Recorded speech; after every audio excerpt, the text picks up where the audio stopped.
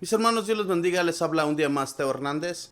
Y hoy día, mis hermanos, voy a compartirles la historia de San Juan Crisóstomo, patrono de los predicadores del año 407.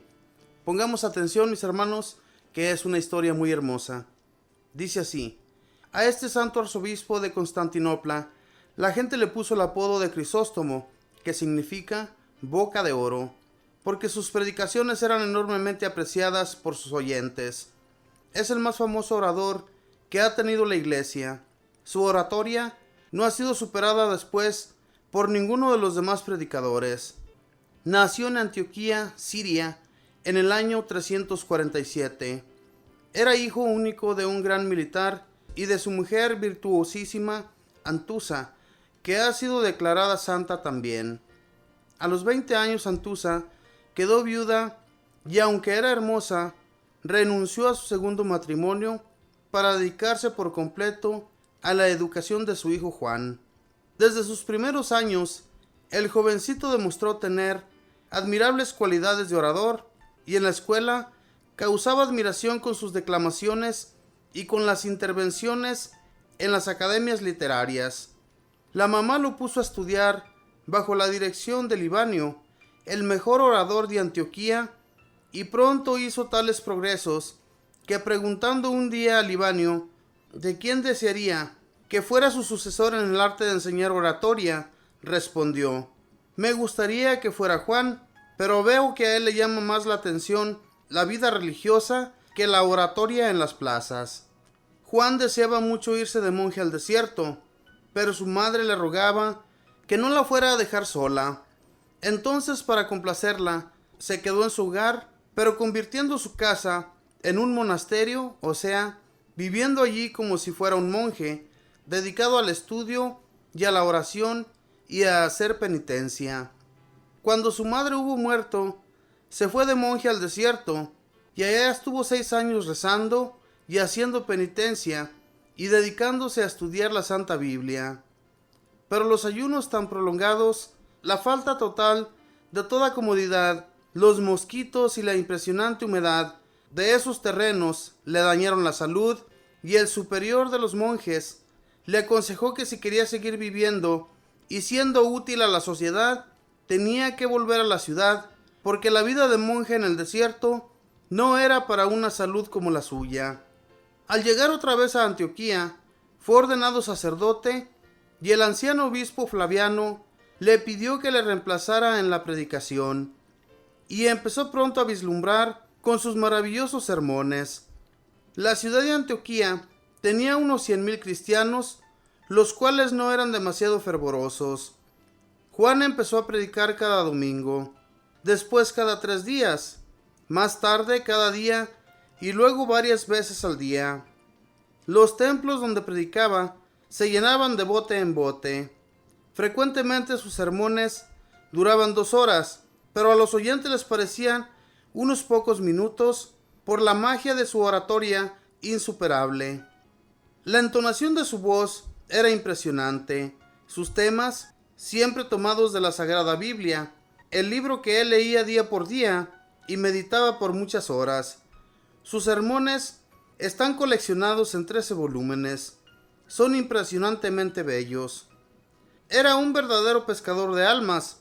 Empezó tratando temas elevados y de pronto descendió rápidamente como un águila hacia las realidades de la vida diaria.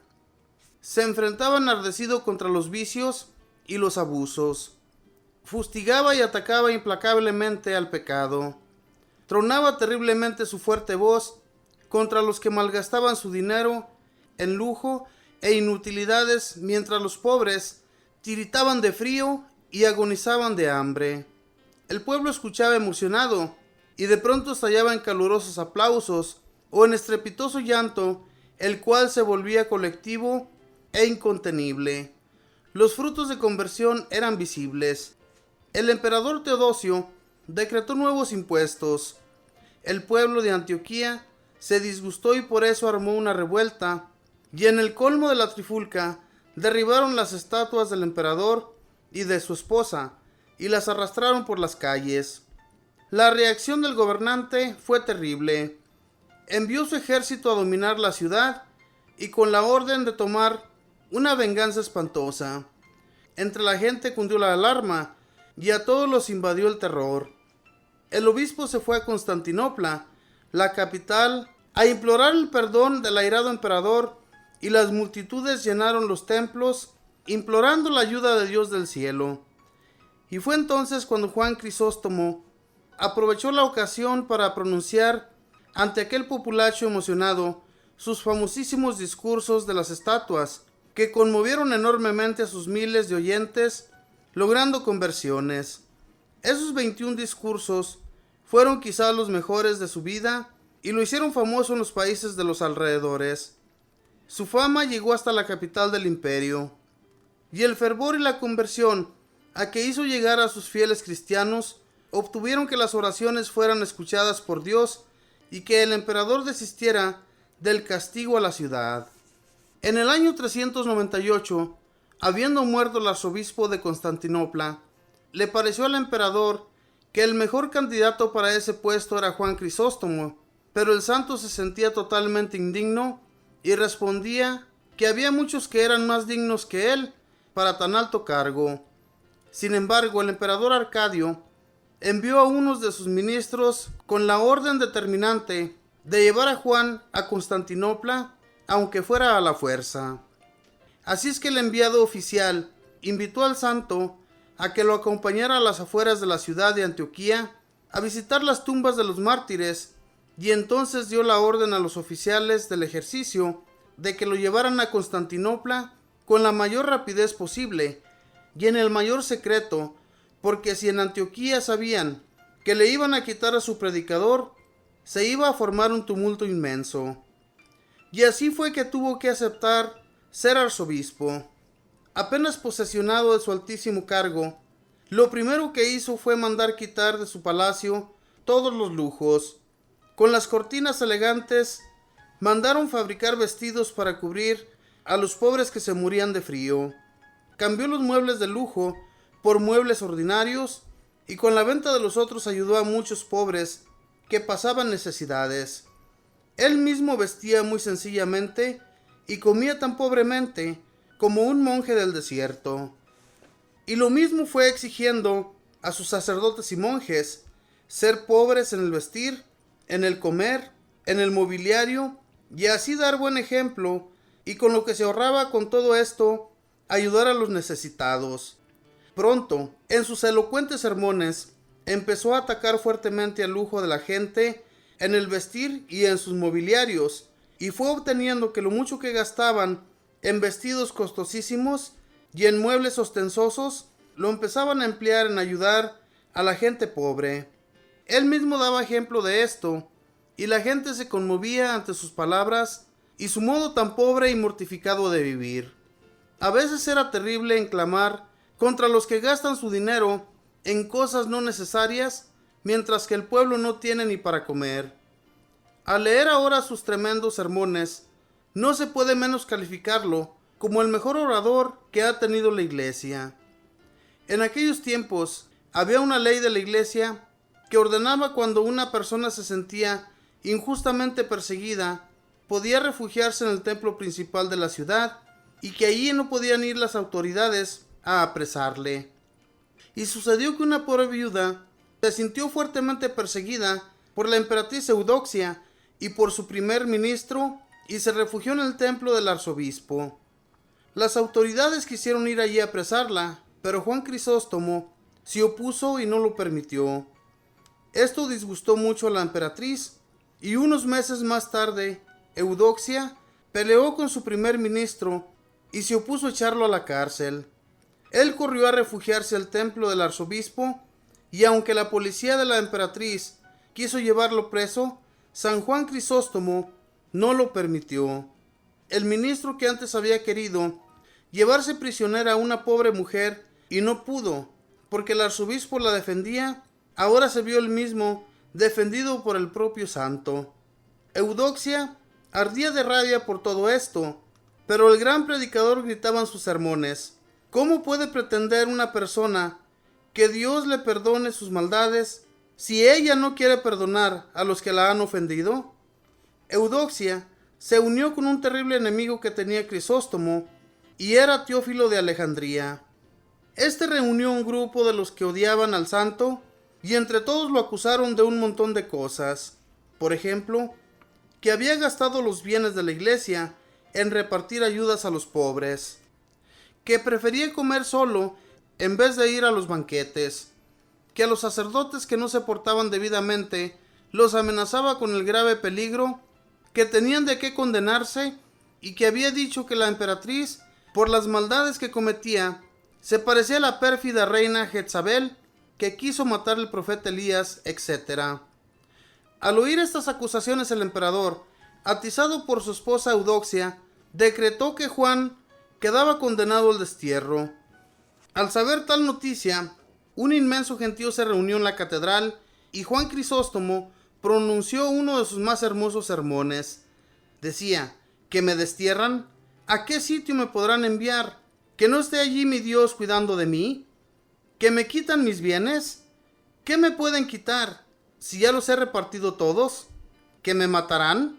Así me vuelvo más semejante a mi Maestro Jesús, y como Él, daré mi vida por mis ovejas. Ocultamente fue enviado al destierro, pero sobrevino un terremoto en Constantinopla, y llenos de terror los gobernantes le rogaron que volviera otra vez a la ciudad, y un inmenso gentío salió a recibirlo en medio de grandes aclamaciones. Eudoxia, Teófilo y los demás enemigos no se dieron por vencidos. Inventaron nuevas acusaciones frente a Juan, y aunque el Papa de Roma y muchos obispos más lo defendían, lo enviaron desterrado al Mar Negro.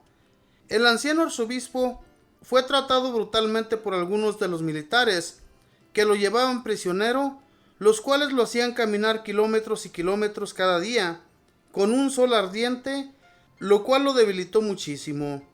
El 13 de septiembre, después de caminar 10 kilómetros bajo un sol abrasador, se sintió muy agotado.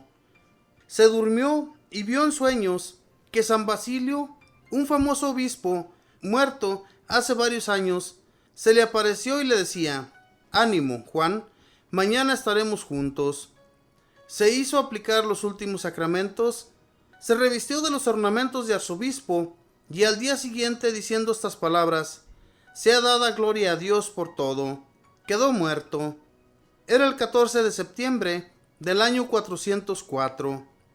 Eudoxia murió unos días antes que él, en medio de terribles dolores. El año siguiente, el cadáver del muerto fue llevado solemnísimamente a Constantinopla, y todo el pueblo, precedido por las más altas autoridades, salió a recibirlo cantando y rezando. El Papa San Pío X nombró a San Juan Crisóstomo como patrono de todos los predicadores católicos del mundo. Que Dios nos siga enviando muchos predicadores como él. Si Dios está con nosotros, ¿quién podrá contra nosotros? Romanos 8:31. Esta fue la historia de San Juan Crisóstomo. Este santo, que aunque de joven deseaba irse de monje a un desierto, sí lo logró después de que su madre falleció. Sin embargo, allá en ese lugar, cuando estuvo entre los monjes, se sintió muy enfermo, y el monje principal le dijo que mejor se fuera a la ciudad, porque él iba a servir más tarde para otras cosas, y no en ese lugar donde él podía perder su vida. Y así sucedió. Este monje hasta parece que le predijo todo lo que iba a pasar él. Y hermanos, ¿cuántas gentes, cuántas personas han sido dedicadas en su totalidad a la predicación? Él fue uno de los mejores predicadores de la Iglesia Católica, como lo pudimos escuchar aquí. Sus predicaciones, cuando escuchaban las personas, soltaban el llanto de emoción, y había muchas conversiones de las personas hacia Dios. ¿Por qué sucedía esto? Porque hablaban con convicción, estaban seguros de lo que estaban diciendo, no como otros que hablan muchas mentiras y a las personas pues no las conmueven con sus predicaciones. Hermanos, lo que hagamos, pidámosle siempre a Dios y al Espíritu Santo que nos envuelvan entre ellos para que seamos buenos predicadores y hablemos siempre con la verdad. No echemos mentiras a nuestros hermanos, porque también eso va a ser condenado Todo lo que no sea verdad va a ser condenado ante Dios y no queremos eso para nuestra vida. Queremos estar siempre al lado de Jesús, como lo estuvo San Juan Crisóstomo, que él a la hora de su muerte, antes de morir, miró a ese santo que se le apareció y le decía: ánimo, que mañana estaremos juntos. Ojalá y a nosotros también nos sucediera algo semejante para estar con esa seguridad de que Dios nos va a tener en medio de él. Mis hermanos, que Dios les bendiga, que pasen un feliz día.